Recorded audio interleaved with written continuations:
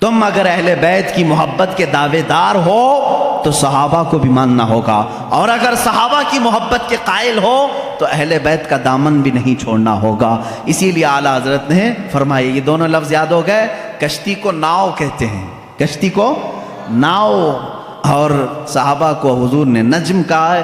اعلیٰ حضرت فرماتے اہل سنت کا ہے بیڑا پار، اصحاب حضور نجم ہے اور ناؤ ہے عطرت رسول اللہ کی۔ یہ صرف ہم ہیں کہ ہمارے پاس صحابہ کی جماعت بھی ہے اور اہل بیت کی جماعت بھی ہے۔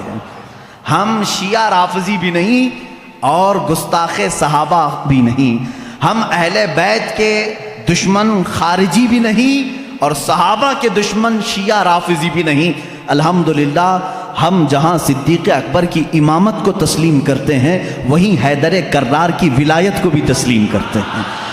ہم جہاں سیدہ کائنات فاطمۃ الزہرا رضی اللہ تعالیٰ عنہا کو سلام اللہ علیہا کہتے ہیں، انہیں جنتی عورتوں کی سردار مانتے ہیں، وہیں ام المومنین عائشہ صدیقہ کا بھی احترام کرتے ہیں۔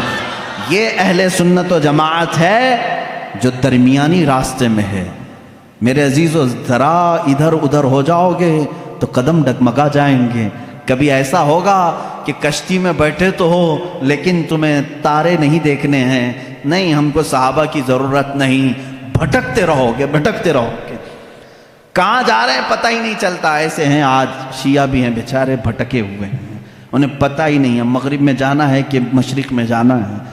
صحابہ کی اگر ہدایت ساتھ ہو تو کشتی پر بیٹھا ہوا آدمی منزل مقصود تک پہنچتا ہے۔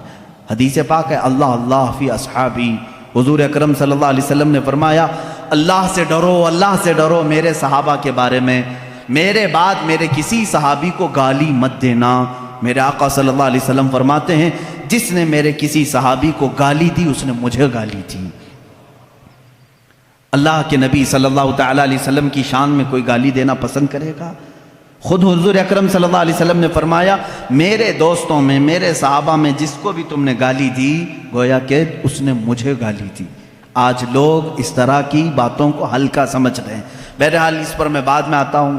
صحابہ کے مسلک کو لے کر کے آج بہت ساری باتیں ایسی ہیں میرے عزیزو، سنیو آج تمہیں اپنے ایمان کو مضبوط رکھ کر کے چلنا ہے۔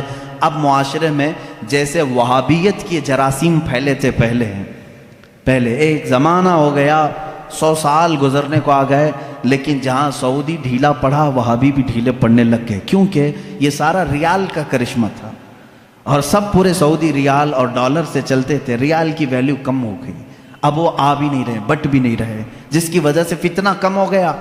لیکن اس کے بعد جو فتنہ جنم لے رہا ہے وہ ایرانیوں کا فتنہ ہے، رافضیوں کا فتنہ ہے، شیعوں کا فتنہ ہے۔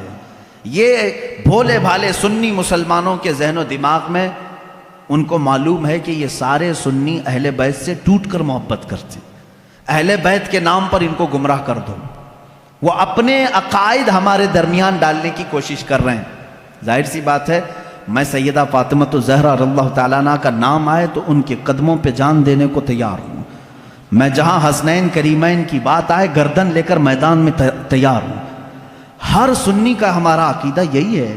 ہم ان ائمہ اطہار اور یہ جو اہل بیت ہیں ان کے لیے تو جان فدا کرنے کی بات کرتے ہیں، اور یہ شیعوں کو معلوم ہے، وہ جانتے ہیں کہ یہ سنی اہل بیت سے بہت محبت کرتے ہیں، ان کو بلیک میل انہی ناموں سے کیا جائے۔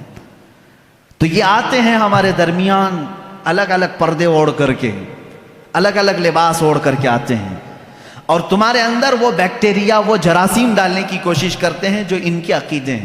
اگر میں وہ عقیدے کھولوں تو یہاں بڑی طویل بحث چلی جائے گی، میرا ٹاپک ہی ہٹ جائے گا۔ بعد میں بات یہ ہو جائے گی کہ پوری تقریر اسی پر ہونا پڑے گی کہ ان کے عقائد آج جامع ازہر میں ہم نے پڑھا بھی ہے۔ یہ لوگ حضرت علی کرم اللہ وجہہ الکریم کو انبیاء اکرام سے افضل کہتے ہیں۔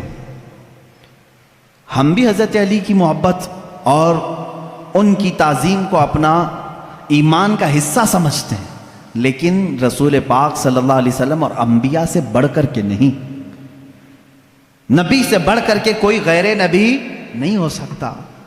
اور یہ مولا علی کرم اللہ وجہہ الکریم کے متعلق بعض شیعہ تو یہاں تک کہتے ہیں معاذ اللہ، اب بھی موجود ہے انٹرنیٹ پر ایسے ویڈیو کلپس بھی موجود ہیں، کچھ شیعہ یہ تک کہہ جاتے ہیں اللہ فاطمہ زہرا کے گھر کو اپنی داڑھی سے جھاڑو لگاتا ہے، معاذ اللہ رب العالمین، نعوذ باللہ من ذالک۔ یہ ایسے جملے ہیں جس کو کہنے سے بھی دل کتراتا ہے۔ اہل بیت کی محبت سر آنکھوں پر، لیکن ان کو خدا کے درجے تک پہنچانا یہ شرک ہے۔ یہی تو عیسائیوں نے کیا۔ عیسائی پہلے صحیح مومن تھے، لیکن چلتے چلتے بعد میں انہوں نے عیسیٰ علیہ السلام کو خدا کا بیٹا کہنا شروع کر دیا، حضرت مریم کو خدا کی بیوی کہنا شروع کر دیا۔ اسی طرح شیعہ بگڑ گئے۔ سارے شیعوں کی بات نہیں کر رہا، اس میں کچھ فرقے ہیں جو غلات ہیں، غالی شیعہ ہیں، اللہ ان کی نحوستوں سے محفوظ رکھے۔ اسی لیے میرے عزیزو، اہل سنت و جماعت کا دامن کبھی ترک نہ کرنا، کبھی نہ چھوڑنا۔ یہ ایسا درمیانی راستہ ہے جس مسلک میں آج ہمیں صحابہ کی تعظیم بھی سکھائی جاتی ہے اور اہل بیت اطہار کی تعظیم بھی سکھائی جاتی ہے۔ یہاں ایک بال برابر بھی ہمیں ادھر سے ادھر ہونے نہیں دیا جائے گا، ایک بات سمجھ کر کے چلیں۔ اور جب ایسے موضوعات چھڑ جائیں کہیں مجلسوں میں، یہ بات بھی سمجھ کے چلو، صحابہ کو ایک طرف لے کر کے، اہل بیت کو ایک طرف لے کر کے، آج انٹرنیٹ پر کچھ ایسے مناظرے کرنے والے ہیں، فیس بک کے مناظر بہت سے ہیں، سوشل میڈیا کے بڑے بڑے مناظر ہیں، نکڑ پر بیٹھ کر کے اور گٹر پہ بیٹھ کر کے مناظرے کرتے رہتے ہیں۔ کس بات پر؟ کہ صدیق اکبر افضل ہیں، کہ مولا علی افضل ہیں، فاطمہ زہرا خطا پر تھیں، کہ حضرت ابو بکر خطا پر تھے۔ معاذ اللہ، تم ہوتے کون ہو ان باتوں کو چھیڑنے والے؟ 14 صدیاں گزر گئیں، نہ تم ان کے زمانے میں ہو، نہ تمہارے باپ داداؤں نے انہیں دیکھا ہے، اور آج بیٹھ کر کے تمہارا ایمان کتنا ہے، تمہارا عمل کتنا ہے، تمہارا علم کتنا ہے، اتنی مقدس ہستیوں پر تم آج انٹرنیٹ پر بیٹھ کر کے مناظرے کر رہے ہو۔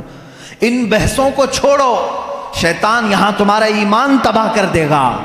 جب ایسی باتیں آ جائیں، صحابہ اکرام کے آپس کے جو بھی معاملات ہوئے ہیں، تو ان باتوں کو جب بھی کوئی تمہارے درمیان چھیڑے تو اتنا کہیں کہ ان دونوں کا معاملہ وہ حل کرے گا جو ان دونوں سے بڑا ہوگا۔ میں کون ہوں؟ میں تو 14 صدیوں کے بعد آیا ہوا ایک چھوٹا سا بچہ ہوں۔ اگر ان صحابہ کے درمیان کچھ معاملات ہوئے ہیں تو اللہ موجود ہے، رسول کریم صلی اللہ علیہ وسلم ان کے سرپرست ہیں، دیکھا جائے گا قیامت کے دن ان کے جو بھی معاملات ہوں گے اللہ ان کا فیصلہ فرمائے گا۔ تم کیوں اپنا ایمان خراب کرتے ہو؟ میری بات سمجھ میں آ رہی ہے؟ صحابہ اکرام کی بات آئے، اہل بیت کی بات آئے، یا ان کے آپسی کچھ بھی معاملات کی بات آئے، تو وہاں سے اپنا دامن اٹھا لینا، فوراً اس محفل کو چھوڑ دینا، اپنی رائے دینے کی بھی کوشش مت کرنا کہ کون صحیح تھا کون غلط تھا۔ یہ تمام معاملات میں اپنی رائے بھی مت دو، اس لیے کہ پھر تمہاری بھی پکڑ ہوگی۔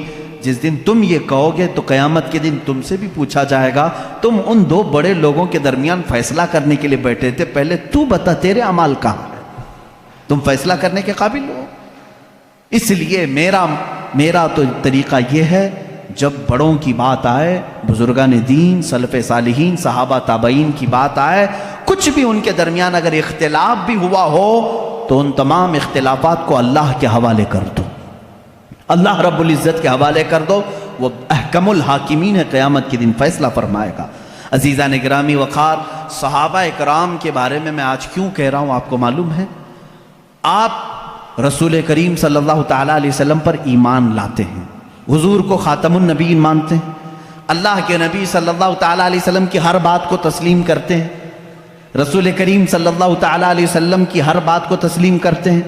اب چلیے آپ مسلمان ہیں، مجھے یہ بتاؤ رسول کریم صلی اللہ تعالیٰ علیہ وسلم نے کب آپ سے کہا کہ فجر کی نماز پڑھو، ظہر کی نماز پڑھو، عصر کی نماز پڑھو؟ آپ سے ڈائریکٹ آ کر کے حضور نے فرمایا؟ نہیں فرمایا۔ حضور اکرم صلی اللہ علیہ وسلم نے کس سے فرمایا؟ کس سے فرمایا؟ اپنے صحابہ سے فرمایا۔ جو کچھ بھی میرے آقا کی زبان سے نکلا وہ پورا کیا ہے؟ دین ہے۔ وہ پورا کیا ہے؟ دین ہے۔ قرآن میرے آقا کی زبان سے نکلا، اللہ تعالیٰ نے وہی فرمائی اور حضور نے پڑھ کر سنایا۔ کس کو سنایا؟ صحابہ کو سنایا۔ رمضان کے 30 روزے رکھنا ہے، حضور نے کس کو بتایا؟ صحابہ کو بتایا۔ حج فرض ہے، میرے آقا نے کس کو بتایا؟ صحابہ کو بتایا۔ زکوٰۃ فرض ہے، میرے آقا نے کس کو بتایا؟ یہ میرا پورا دین میرے آقا نے صحابہ کو بتایا۔ اگر ان صحابہ کو ہٹا دیا جائے تو پھر ہمارا دین کچھ بھی نہیں ہے۔ ہم تک اگر دین کو منتقل کیا ہے، ٹرانسفر کیا ہے، تو کس نے کیا؟ صحابہ اکرام نے۔ ان کو چھوڑ کر کے تم کوئی فیصلہ نہیں لے سکتے۔ صحابہ اکرام رضوان اللہ تعالیٰ علیہم اجمعین نے روایتیں کی، حضور صلی اللہ علیہ وسلم کی باتیں ہم تک منتقل کی۔ ارے یہ قرآن جس پر کل آپ نے پوری مفصل گفتگو سنی ہے، یہ پورا قرآن بھی اگر محفوظ ہم تک پہنچانے میں بڑا کردار ادا کیا ہے تو صحابہ اکرام نے کیا۔ حضور صلی اللہ علیہ وسلم سے انہوں نے جتنا سنا تھا سب کچھ انہوں نے لکھا اور جمع کیا، اور امت بعد میں آنے والی امت کو یہ امانت پہنچائی۔ اس لیے صحابہ اکرام کے معاملات کو سنو، اور میں آج دعوت فکر دیتا ہوں میرے ہر بچے کو، ہر دوست اور میرے ہر بھائی کو، کہ اب دوسروں کی ادھر ادھر کی تاریخ پڑھنے سے بہتر ہے کہ پہلے تم صحابہ کی تاریخ پڑھو۔